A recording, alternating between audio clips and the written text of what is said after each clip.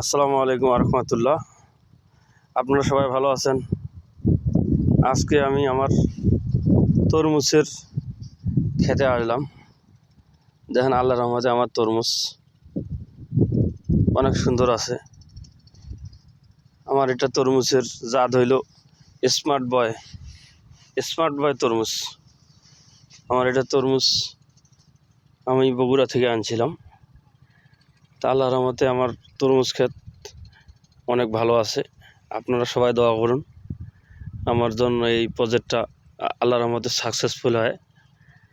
আমার এই প্রজেক্টটা আছে 32 শতাংশ, গাছ আছে 2300 গাছ আছে। আল্লাহর রহমতে আমার কালকে পানি দিয়েছিলাম।